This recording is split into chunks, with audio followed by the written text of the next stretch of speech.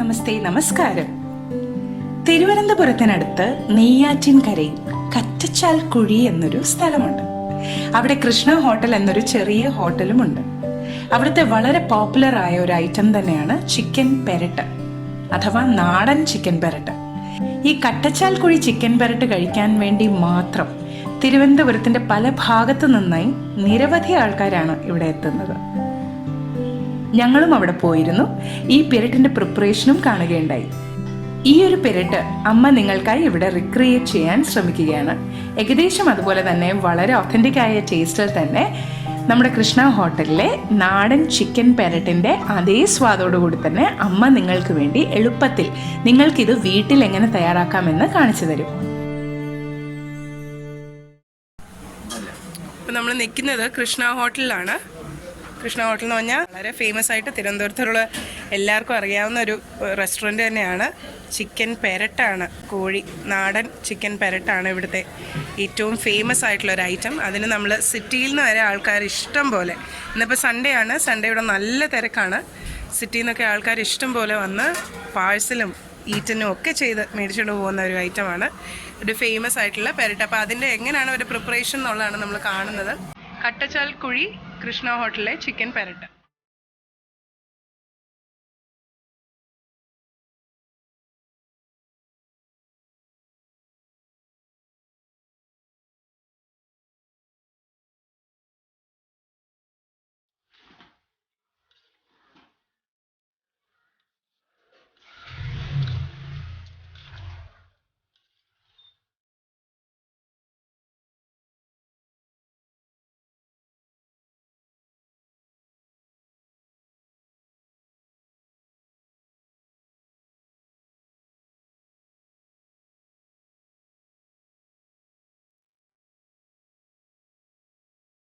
നമുക്കിന്ന് ഈ കറ്റച്ചാൽക്കുഴി ചിക്കൻ പെരട്ട് തയ്യാറാക്കാനായിട്ട് വേണ്ട ഇൻഗ്രീഡിയൻസ് ഒക്കെ എന്താണെന്ന് നമുക്ക് നോക്കാം.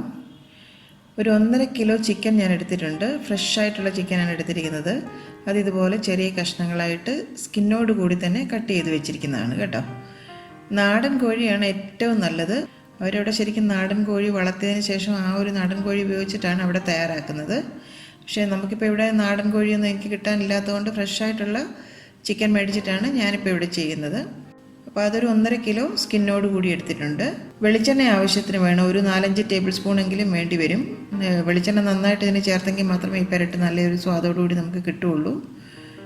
പിന്നെ രംഭയില എന്ന് പറഞ്ഞാൽ നമ്മുടെ പാൻഡൻ ലീവ്സ് ഉണ്ടല്ലോ, അത് കുറച്ച് പേർക്കെങ്കിലും അറിയായിരിക്കും. ഇത് നമ്മുടെ സൗത്ത് ഈസ്റ്റ് ഏഷ്യൻ കുക്കിങ്ങിലൊക്കെ ഒത്തിരി യൂസ് ചെയ്യുന്ന ഒരു ലീഫാണ്. പക്ഷെ നമ്മുടെ കേരളത്തിൽ ഇന്ന് ഒട്ടുമിക്ക വീടുകളിലുള്ള ഒരു ചെടിയാണിത്. ബിരിയാണിയിലും ചിക്കന് മീറ്റൊക്കെ തയ്യാറാക്കുമ്പം അതിനകത്തൊക്കെ ചേർക്കുന്ന ഒരു ഇലയാണിത്. പ്രത്യേക ഒരു ഫ്ലേവറും പ്രത്യേക ഒരു മണവുമുണ്ട്. നമ്മുടെ നാട്ടിലെ മിക്ക വീടുകളിലും ഇത് വളർത്തുന്നത് ഞാനിപ്പോൾ കണ്ടിട്ടുണ്ട്. അപ്പോൾ ഈ രംഭയില അറിയാത്തവർക്കായിട്ട് ഞാൻ കാണിച്ചു തരികയാണ്. ഇതുപോലുള്ള ഒരു ഇലയാണിത്. വളരെ നീളത്തിലിരിക്കും. നമ്മുടെ കൈതയൊക്കെ ഇല്ലേ, കൈതയുടെ ഒരു ഇല പോലെ ഇരിക്കും ഏകദേശം കണ്ടാൽ. അപ്പം അതൊരു 1/4 ഭാഗം ഞാൻ എടുത്തിട്ടുണ്ട് ആ ഒരു ഇലയുടെ. അത് വളരെ ചെറുതായിട്ട് ചോപ്പ് ചെയ്ത് വെച്ചിരിക്കുന്നതാണ്. പിന്നെ പുതിനയില ഒരു 10-12 എണ്ണം എടുത്തിട്ടുണ്ട്. അതും ഇതുപോലെ ചെറുതായിട്ട് അരിഞ്ഞു വെച്ചിട്ടുണ്ട്.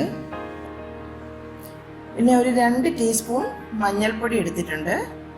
ഒരു 2 ടേബിൾ സ്പൂൺ മല്ലിപ്പൊടി, ഒരു 4-5 ടേബിൾ സ്പൂൺ വരെ മുളക് പൊടിയാകാം. സാധാ മുളക് പൊടിയാണ് എടുത്തിരിക്കുന്നത് കേട്ടോ. എരിവിൻ്റെ അനുസരിച്ച് 4 ടേബിൾ സ്പൂൺ 5 ടേബിൾ സ്പൂൺ വരെ നമുക്കിതിനകത്ത് ചേർക്കാം. നല്ല എരിവോട് കൂടിയുള്ള ഒരു പെരട്ടാണല്ലോ ഇത്. പിന്നെ ഒരു 1.5 ടേബിൾ സ്പൂൺ ഗരം മസാല, ഒരു 2 ടീസ്പൂൺ കടുക് എടുത്തിട്ടുണ്ട്. ഉപ്പ് ആവശ്യത്തിന് വേണം. ഒരു 4-5 തണ്ട് കറിവേപ്പില ഇച്ചിരി കൂടിയാലും നല്ലതാണ്, കുഴപ്പമില്ല കേട്ടോ. അതും ഇതുപോലെ ചെറുതായിട്ടങ്ങ് അരിഞ്ഞു വെച്ചിട്ടുണ്ട്. പിന്നെ ഒരു കാര്യം ശ്രദ്ധിക്കേണ്ടത്, നമ്മുടെ ഈ മസാലപ്പൊടികളെല്ലാം ഞാൻ വീട്ടിലിപ്പോൾ ഇതിന് വേണ്ടിയിട്ട് തയ്യാറാക്കി എടുത്തതാണ് കേട്ടോ. മസാലപ്പൊടികൾ എന്ന് പറഞ്ഞാൽ നമ്മൾ ഫൈനായിട്ടല്ല ഇത് പൊടിച്ചെടുക്കേണ്ടത്.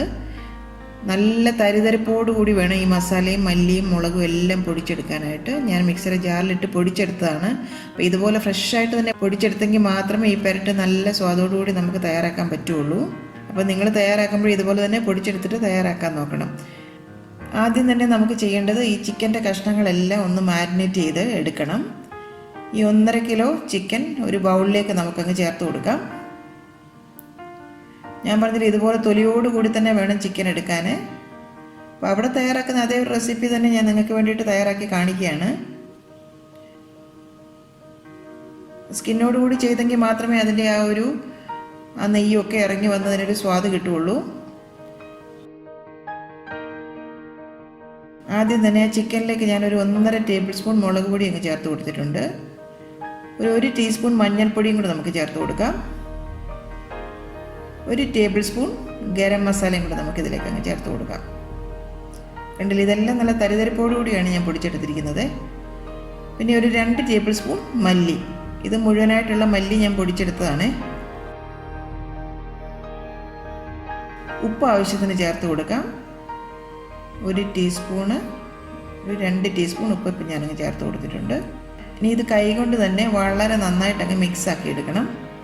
മസാലകളെല്ലാം ആ ചിക്കനിലേക്ക് എല്ലാ ഭാഗത്തേക്കും ശരിക്കും പെരളുന്നത് പോലെ കൈകൊണ്ട് നല്ലവണ്ണം അങ്ങ് മിക്സാക്കി എടുക്കുക. അപ്പോൾ ഈ ഒരു പെരട്ടിനകത്ത് നമ്മൾ വെളുത്തുള്ളിയോ ഉള്ളിയോ ഇഞ്ചിയോ ഇതൊന്നും നമ്മൾ ചേർക്കുന്നില്ല കേട്ടോ. വെള്ളം പോലും ഒഴിക്കാതാണ് നമ്മളിത് ഈ പെരട്ട് തയ്യാറാക്കി എടുക്കുന്നത്. അപ്പോൾ അതൊക്കെയാണ് ഈ ഒരു പെരട്ടിൻ്റെ പ്രത്യേകതയും ഈ ഒരു പെരട്ടിൻ്റെ ഒരു സ്വാദും. അപ്പോൾ എല്ലാ ഭാഗത്തേക്കും ആ മസാലകളെല്ലാം നന്നായിട്ട് മിക്സ് ആയിട്ടുണ്ട്. ഇനി നമുക്കിതൊന്ന് അരമണിക്കൂർ അടച്ച് റെസ്റ്റ് ചെയ്യാനായിട്ട് വെക്കാം. അപ്പോൾ ഈ മസാലകളെല്ലാം ചിക്കനിലേക്ക് നന്നായിട്ട് പിടിച്ച് കിട്ടും. ഇനി നമുക്ക് ഈ പെരട്ട് തയ്യാറാക്കാനായിട്ട് ഇതുപോലെ ഒരു ഇരുമ്പിൻ്റെ ചീനച്ചട്ടി ഞാൻ സ്റ്റൗവിൽ വെച്ചിട്ടുണ്ട്. ഇതുപോലെ നല്ല പരന്ന ഒരു ചീനച്ചട്ടിയാണെന്നുണ്ടെങ്കിൽ അതിൽ തന്നെ ആയിരിക്കും ചെയ്യാൻ സൗകര്യം. അപ്പോൾ നമുക്ക് ഇളക്കാനൊക്കെ സൗകര്യമായിരിക്കും. ഇടയ്ക്കിടയ്ക്ക് നമുക്കിത് ഇളക്കി കൊടുക്കണം. അതിലേക്ക് ഒരു 2-3 ടേബിൾ സ്പൂൺ വെളിച്ചെണ്ണ നമുക്കങ്ങ് ചേർത്ത് കൊടുക്കാം.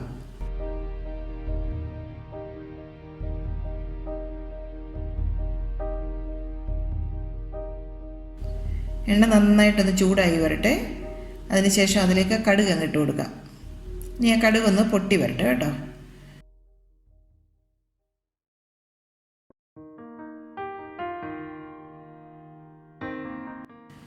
ഇപ്പോൾ കടുകൊക്കെ നന്നായിട്ട് പൊട്ടി വന്നിട്ടുണ്ട്. ഇനി അതിലേക്ക് അരിഞ്ഞു വെച്ചിരിക്കുന്ന ഇലകളൊക്കെ ഓരോന്നോരോന്നായിട്ട് നമുക്കങ്ങ് ചേർത്ത് കൊടുക്കാം. ആദ്യം തന്നെ ഒരു രമ്പയില അതിലേക്ക് അങ്ങ് ചേർത്ത് കൊടുക്കാം. അതിനുശേഷം ആ കറിവേപ്പില അരിഞ്ഞു വെച്ചിരിക്കുന്ന അങ്ങ് ചേർത്ത് കൊടുക്കാം. അതിന് പുറമെ ആ പുതിനയിലയും കൂടെ നമുക്കങ്ങ് ചേർത്ത് കൊടുക്കാം. ശരിക്കും ഈ ഇലകൾ തീർച്ചയായിട്ടും നിങ്ങൾ ഈ 3 ഇലകളും നിങ്ങളിത് ചേർക്കണം കേട്ടോ. ഈ പുതിനയിലയും രമ്പയിലയും ഈ കറിവേപ്പിലയും 3 ഇലകളും ചേർത്തെങ്കിൽ മാത്രമേ അതിൻ്റെ ഒരു ഫ്ലേവർ നമുക്ക് ഈ പെരട്ടിന് കിട്ടുകയുള്ളൂ. ഈ ഇലകളുടെ ആ ഒരു ഫ്ലേവർ തന്നെയാണ് ഈ പെരട്ടിൻ്റെ വേറൊരു പ്രത്യേക ടേസ്റ്റ്. അപ്പോൾ ഈ 3 ഇലകൾ നിങ്ങൾ ചേർത്തിട്ട് വേണം തയ്യാറാക്കി നോക്കാനായിട്ട്. കുറച്ചുപ്പ് കൂടി ഈ സമയത്ത് നമുക്കങ്ങ് ചേർത്ത് കൊടുക്കാം. കുറച്ചുപ്പ് നമ്മൾ ചിക്കനിൽ പെരട്ടിയിട്ടുണ്ട് കേട്ടോ. ഇനി അതിലേക്ക് ഒരു 3 ടേബിൾ സ്പൂണോളം മുളക് പൊടി നമുക്കങ്ങ് ചേർത്ത് കൊടുക്കാം. ഫ്ലെയിം ഒന്ന് കുറച്ച് വെക്കണം കേട്ടോ. നമ്മൾ ചിക്കൻ ഇപ്പോൾ പെരട്ടി വെച്ചിട്ട് ഒരു അരമണിക്കൂർ കഴിഞ്ഞിട്ടുണ്ട്. ഇനി നമുക്കത് ഇതിലേക്കങ്ങ് ചട്ടിയിലേക്ക് അങ്ങ് ചേർത്ത് കൊടുക്കാം.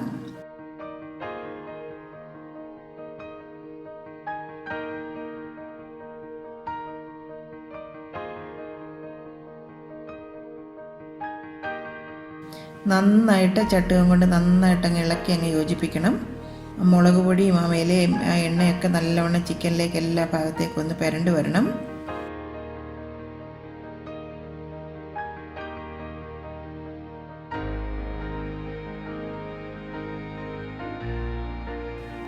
ഇപ്പം നന്നായിട്ടത് മിക്സ് ആയിട്ടുണ്ട്. ഇനി നമുക്കിതൊന്ന് അടച്ചു വെച്ചിട്ട് വേവിക്കാം.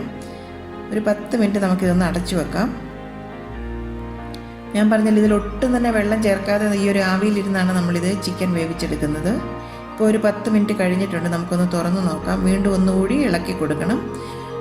നമ്മൾ 2-3 പ്രാവശ്യം ഇതുപോലെ അടച്ചു വെച്ച് ഇടയ്ക്കിടയ്ക്ക് ഒന്ന് ഇളക്കി കൊടുത്ത് വേണം ഇത് വേവിച്ചെടുക്കാനായിട്ട്. അപ്പം നല്ല ഒരു മണമൊക്കെ വരുന്നുണ്ട്. ആ രമ്പയിലയുടെയും ആ കറിവേപ്പിലയുടെയും ആ പുതിനയിലയുടെയും എല്ലാം കൂടെ നല്ലൊരു മണം വരുന്നുണ്ട്. വീണ്ടും ഒന്നുകൂടി നമുക്കിതൊന്ന് അടച്ചു വെച്ച് വേവിക്കാം. ഇതുപോലെ ഈ ഒരു ആവിയിലിരുന്ന് വേണം ഈ ചിക്കൻ്റെ കഷ്ണങ്ങളെല്ലാം നന്നായിട്ട് വെന്ത് കിട്ടാൻ കേട്ടോ. വീണ്ടും നമുക്കൊന്നുകൂടി ഒന്ന് ഇളക്കി കൊടുക്കാം. ഇപ്പോൾ ചിക്കനൊക്കെ ഏതാണ്ട് വെന്ത് വന്നിട്ടുണ്ട്. കണ്ടില്ലേ, കഷ്ണമൊക്കെ നല്ലവണ്ണം വെന്തിട്ടുണ്ട്. ഇനി ഒന്നുകൂടി നമുക്കിതൊന്ന് അടച്ചു വെക്കാം. ഈ ഒരു സമയത്ത് നമുക്കിനി വേറൊരു കാര്യം ചെയ്തെടുക്കാനായിട്ടുണ്ട്. ഒരു സോസ് പാൻ ഞാൻ സ്റ്റൗവിലേക്ക് വെച്ചു. അതിലേക്ക് ഒരു 2 ടേബിൾ സ്പൂൺ വെളിച്ചെണ്ണ ഒന്ന് ചേർത്ത് കൊടുക്കാം. എണ്ണ നല്ലവണ്ണം ചൂടായി വന്നാൽ അതിലേക്ക് ഒരു 1/2 ടേബിൾ സ്പൂൺ ഗരം മസാലയുടെ പൊടി ചേർത്ത് കൊടുക്കാം. 1 ടേബിൾ സ്പൂൺ മുളക് പൊടിയും കൂടെ അങ്ങ് ചേർത്ത് കൊടുക്കാം. ഈ ഫ്ലെയിം നമുക്കങ്ങ് ഓഫ് ചെയ്യാം. ഈ ഒരു ചൂടിലിരുന്ന് തന്നെ ഈ ഒരു പൊടി നമുക്കൊന്ന് മൂപ്പിച്ചെടുക്കാം. ഫ്ലെയിം അങ്ങ് ഓഫ് ചെയ്ത് കേട്ടോ. ഈ ഒരു ചൂടിൽ നമുക്കിത് മൂത്ത് കിട്ടും. നന്നായിട്ടങ്ങ് ഇളക്കി കൊടുക്കുക. അപ്പോൾ ഈ പൊടിയൊക്കെ നല്ലവണ്ണം മൂത്ത് വന്നിട്ടുണ്ട്. ഈ മസാല നമുക്ക് ആ ചിക്കൻ്റെ പുറത്തേക്ക് അങ്ങ് ഒഴിച്ചു കൊടുക്കാം. ഇതിപ്പോൾ അവിടെ അവർ തയ്യാറാക്കുന്ന അതേ ഒരു രീതിയാണ് ഞാൻ നിങ്ങളെ കാണിച്ചു തരുന്നത് കേട്ടോ. ഈ ഒരു സമയത്ത് ഒരു 3-4 തണ്ട് കറിവേപ്പിലയും കൂടെ നമുക്കിതിലേക്ക് അങ്ങ് ചേർത്ത് കൊടുക്കാം. ഇപ്പോൾ ചിക്കൻ ഏതാണ്ട് റെഡിയായി വന്നിട്ടുണ്ട്. വീണ്ടും ഒന്നുകൂടെ നമുക്കങ്ങ് ഇളക്കി കൊടുക്കാം. കുറച്ച് ആ ഒരു വെള്ളമൊക്കെ അതിലുണ്ടല്ലോ, ആ വെള്ളമൊക്കെ ഒന്നുകൂടി ഒന്ന് വറ്റി വരണം. ഏകദേശം ഒരു 1/2 മണിക്കൂർ കൊണ്ട് നമുക്ക് ഈ ചിക്കൻ തയ്യാറാക്കി എടുക്കാം കേട്ടോ. മുഴുവൻ പ്രോസസ്സും കൂടെ നോക്കുമ്പോൾ ഏകദേശം ഒരു 1/2 മണിക്കൂറൊക്കെ മതി. ചിക്കനൊക്കെ ആകുമ്പോൾ പെട്ടെന്ന് തന്നെ വെന്ത് കിട്ടുമല്ലോ. അവരിത് തയ്യാറാക്കുന്നത് നാടൻ കോഴിയിലാണ്. അതിന് വേണ്ടിയിട്ട് ആ നാടൻ കോഴിയെ വളർത്തി തന്നെയാണ് അവരിത് ചെയ്യുന്നത്. അപ്പോൾ ഞാനിവിടെ ഇപ്പോൾ നാടൻ കോഴി ഇല്ലാത്തതുകൊണ്ട് ഒരു ഫ്രഷ് കോഴി മേടിച്ചിട്ടാണ് ചെയ്തിരിക്കുന്നത്. അപ്പോൾ അതിൻ്റേതായിട്ടുള്ള കുറച്ച് ടേസ്റ്റ് വ്യത്യാസമൊക്കെ കാണും. എങ്കിലും ഒട്ടും സ്വാദ് പിന്നിലല്ല ഇതും കേട്ടോ. ഞാൻ അവിടുന്ന് ഈ പെരട്ട് കഴിച്ചിരുന്നു. അപ്പോൾ ഇപ്പോൾ ശരിക്കും ആ ഒരു ടേസ്റ്റിൽ തന്നെ വന്നിട്ടുണ്ട്. ഞാൻ പറഞ്ഞതുപോലെ സ്കിന്നോട് കൂടി തന്നെ വേണം ചിക്കൻ എടുക്കാൻ. അതിൽ ആ നെയ്യൊക്കെ ഒന്ന് ഇറങ്ങി വരുമ്പോൾ നല്ലൊരു ടേസ്റ്റ് കിട്ടും. കറ്റച്ചാൽക്കുഴിയിലെ കൃഷ്ണ ഹോട്ടലിൽ ഞാൻ ചെന്നപ്പം ഞാനൊരു കാര്യം ശ്രദ്ധിച്ചത്, ഈ പൊടികളെല്ലാം നല്ല തരിതരിപ്പോടു കൂടിയാണ് പൊടിച്ചെടുത്തത്. തരിതരിപ്പെന്ന് പറഞ്ഞു കഴിഞ്ഞാൽ ചെറിയ തരിയല്ല, ഏകദേശം വലിയ തരിയോടുകൂടി തന്നെയാണ് ആ പൊടികളെല്ലാം. അവരിങ്ങനെ വലിയ ഡ്രമ്മിൽ ഇങ്ങനെ ഈ പൊടികളെല്ലാം പൊടിച്ച് വെച്ചിരിക്കുകയാണ്. അവരുടെ പ്രിപ്പറേഷനിൽ കണ്ട ഒരു പ്രധാന കാര്യം അതാണ്. അതായത് വീട്ടിൽ തന്നെ പൊടിച്ചെടുക്കുന്ന മസാലകൾ ഇനി അത് ഇതുപോലെ തരിയോടുകൂടി തന്നെ പൊടിച്ചെടുത്തിരിക്കുന്നതുമാണ്. അപ്പോൾ ഈ ഒരു കാര്യം നിങ്ങൾ ശ്രദ്ധിക്കണം. ഇപ്പോൾ ഈ ഞാൻ കാണിച്ച അതേ പ്രോസസ്സ് നിങ്ങളൊന്ന് ട്രൈ ചെയ്ത് നോക്കുക. ആ ഒരു പെരട്ട് ഞാൻ അതുപോലെ തന്നെ തയ്യാറാക്കാനായിട്ട് ഞാൻ ശ്രമിച്ചിട്ടുണ്ട്. ഏകദേശം ആ ഒരു ടേസ്റ്റൊക്കെ കിട്ടിയിട്ടുമുണ്ട്. അപ്പം എന്തായാലും ഇതൊരു അടിപൊളി പെരട്ടാണ്. ഞാൻ പറഞ്ഞല്ലോ, അവിടെ ഈ ഒരു പെരട്ട് ഞാൻ കഴിച്ചിരുന്നു. ഏതാണ്ട് ആ ഒരു സ്വാദിലൊക്കെ ഇപ്പോൾ ഈ നമ്മുടെ പെരട്ടും എത്തിയിട്ടുണ്ട്. നാടൻ കോഴി നിങ്ങൾക്ക് കിട്ടുകയാണെങ്കിൽ അതിൽ തന്നെ നിങ്ങൾ ട്രൈ ചെയ്ത് നോക്കുക കേട്ടോ. എന്തായാലും ടേസ്റ്റ് ചെയ്യാൻ ഇന്നെൻ്റെ നെവ്യൂസൊക്കെ ഇവിടെ വൈകിട്ട് വരുന്നുണ്ട്. അവരിത് കഴിച്ചിട്ട് ശരിക്കും കറക്റ്റായിട്ടുള്ള അഭിപ്രായമൊക്കെ പറയും. അപ്പോൾ ഇപ്പം നമ്മുടെ പെരട്ട് റെഡി ആയിട്ടുണ്ട് കണ്ടോ. നല്ല അടിപൊളി പെരട്ടാണ്, കണ്ടില്ലേ. അപ്പം നിങ്ങൾക്ക് വേണ്ടിയിട്ട് ഞാൻ അവിടെ പോയിട്ട് തന്നെ ഈ ഒരു റെസിപ്പി നിങ്ങൾക്ക് വേണ്ടിയിട്ട് ഷെയർ ചെയ്യാമെന്ന് വിചാരിച്ചിട്ടാണ് ഞാൻ വെയിറ്റ് ചെയ്തത്. എന്തായാലും തീർച്ചയായിട്ടും നിങ്ങളിതെല്ലാവരും ട്രൈ ചെയ്ത് നോക്കി ഞങ്ങളെ ഫീഡ്ബാക്ക് തീർച്ചയായിട്ടും അറിയിക്കണം കേട്ടോ. പിന്നെ ഒരു കാര്യം എനിക്ക് പറയാതിരിക്കാൻ പറ്റില്ല. സാധാരണ ഒരു റെസ്റ്റോറൻറ്റിൽ പോയി നമ്മൾ റെസിപ്പി ചോദിച്ചാലും അവരത് നമുക്ക് പറഞ്ഞു തരത്തില്ല. അവരുടെ ഒരു ട്രേഡ് സീക്രട്ട് ആണല്ലോ അത്. കഴിഞ്ഞതിൻ്റെ മുമ്പത്തെ പ്രാവശ്യം ലീവിന് വന്നപ്പോൾ ഞാൻ അവിടെ പോയി ചോദിച്ചിരുന്നു, നിങ്ങളുടെ ഈ റെസിപ്പി ഞങ്ങൾക്കൊന്ന് കാണിച്ചു തരാമോ എന്ന് ചോദിച്ചു കഴിഞ്ഞപ്പോൾ അവർ പറഞ്ഞു കാണിച്ചു തരാം, എപ്പോഴായാലും വന്നാൽ മതി. പക്ഷേ ഇപ്പം ഭയങ്കര തിരക്കാണ് ഇവിടെ, സൺഡേ ഒക്കെ ഇവിടെ ഭയങ്കര തിരക്കാണ്. അപ്പം വേറൊരു ദിവസം വരൂ, കാണിച്ചു തരാമെന്നുള്ളൂ. പക്ഷേ പിന്നെ എനിക്ക് അങ്ങോട്ട് പോകാനും പറ്റിയില്ല, അത് റെക്കോർഡ് ചെയ്യാനൊന്നും എനിക്ക് പറ്റിയില്ല. അപ്പോൾ കഴിഞ്ഞ പ്രാവശ്യം ഇതുപോലെ ലീവിന് വന്നപ്പോൾ ഞാൻ അവിടെ പോയപ്പോഴാണ് അവരോട് ചെന്നിങ്ങനെ പറഞ്ഞു കഴിഞ്ഞപ്പോഴത്തേക്ക് അവർ പറഞ്ഞു, പിന്നെന്താ, ഞങ്ങൾ ഇച്ചിരി തിരക്കാണെങ്കിലും കുഴപ്പമില്ല, ഞാൻ കാണിച്ചു തരാമെന്ന് പറഞ്ഞു. അപ്പോൾ അത് കുക്ക് ചെയ്ത് അവിടെ ചന്ദ്രൻ ചേട്ടൻ എന്ന് പറഞ്ഞ ഈ ചേട്ടനാണ്. ശരിക്കും പറഞ്ഞു കഴിഞ്ഞാൽ ശരിക്കും ചന്ദ്രൻ ചേട്ടനോട് എനിക്ക് വളരെ താങ്ക്സ് ഉണ്ട്. പക്ഷേ അവിടെ ഉണ്ടായിരുന്ന എൻ്റെ ഓണറും അവരെല്ലാം സമ്മതിച്ചു. അപ്പോൾ നിങ്ങൾക്ക് ഇതിന്ന് തുടക്കം മുതൽ അവസാനം വരെ ഞങ്ങളിത് ചെയ്യുന്നത് നിങ്ങൾക്ക് കാണാം എന്ന് പറഞ്ഞ് ഞങ്ങളെ കൂടെ നിർത്തി ഞങ്ങളെ കാണിച്ചു തന്നു. അപ്പോൾ അതിൽ ഇപ്പോൾ കൃഷ്ണ ഹോട്ടലിൻ്റെ ആ ഓണറിനോടും അവിടെ ഉണ്ടായിരുന്ന ആ ഒരു ടീമിനോടും ചന്ദ്രൻ ചേട്ടനോടും ഒക്കെ ഞങ്ങൾക്ക് വളരെയധികം നന്ദിയുണ്ട് ഈ ഒരു റെസിപ്പി ഞങ്ങൾക്ക് ഷെയർ ചെയ്ത് തന്നതിന്. ഇത് കാണുമ്പോൾ തന്നെ അറിയാം ഇതിൻ്റെ സ്വാദ് എന്താണെന്നല്ലേ. എന്തായാലും ഈ ഒരു റെസിപ്പി നിങ്ങൾ തീർച്ചയായിട്ടും വീട്ടിൽ ട്രൈ ചെയ്ത് നോക്കണം. അതുപോലെ ട്രിവാൻഡ്രം സൈഡിലുള്ളവരൊക്കെ ആണെങ്കിൽ തീർച്ചയായിട്ടും ഈ കൃഷ്ണ ഹോട്ടലിൽ പോയി ഇതൊന്ന് ടേസ്റ്റ് ചെയ്ത് നോക്കണം. അവരവിടെ ശരിക്കും ഇത് പൊറോട്ടയുടെ കൂടെയാണ് സെർവ് ചെയ്യുന്നത്. അപ്പോൾ നിങ്ങൾക്കിത് ചപ്പാത്തിയുടെ കൂടെയോ ചോറിൻ്റെ കൂടെയോ ഒക്കെ നല്ല സൂപ്പർ ടേസ്റ്റാണ് കേട്ടോ. എരിവിൻ്റെ അളവൊക്കെ നിങ്ങൾക്ക് അങ്ങോട്ടും ഇങ്ങോട്ടും കുറച്ച് വ്യത്യാസം വരുത്താം കേട്ടോ. ഒരു 4 തൊട്ട് 4.5 ടേബിൾ സ്പൂൺ വരെ മുളക് പൊടി ആയാലും കുഴപ്പമില്ല. 1.5 കിലോയ്ക്ക് നമ്മൾ ഫ്രഷായിട്ട് പൊടിച്ചെടുക്കുന്ന മുളകല്ലേ, അപ്പോൾ അത്രയും വരെയൊക്കെ ചേർത്താൽ നല്ല എരിവും ഒക്കെ വേണം ഇതിന്, എന്തെങ്കിൽ മാത്രമേ ഇതിന് നല്ലൊരു ടേസ്റ്റായിട്ട് നമുക്ക് കിട്ടുകയുള്ളൂ. നല്ലൊരു എരിവും മസാലയൊക്കെ നല്ലതായിട്ട് വേണം. അതുപോലെ വെളിച്ചെണ്ണ നന്നായിട്ട് ചേർത്തെങ്കിൽ മാത്രമേ ഈ ഒരു പെരട്ട് നമുക്ക് നന്നായിട്ട് തയ്യാറാക്കി എടുക്കാൻ പറ്റുള്ളൂ. അപ്പോൾ നിങ്ങൾ എന്തായാലും ഇത് തീർച്ചയായിട്ടും ട്രൈ ചെയ്ത് നോക്കൂ. എങ്ങനെയുണ്ടെന്ന് നിങ്ങളുടെ അഭിപ്രായങ്ങളൊക്കെ ഞങ്ങളെ തീർച്ചയായിട്ടും അറിയിക്കൂ കേട്ടോ.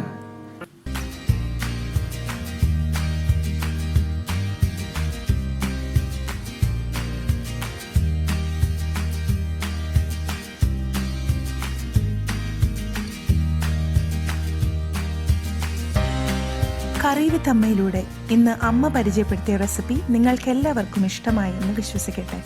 നിങ്ങൾ ഇഷ്ടപ്പെടുന്ന പുതിയൊരു വിഭവമായി വരുന്നവരെ നന്ദി. Good bye.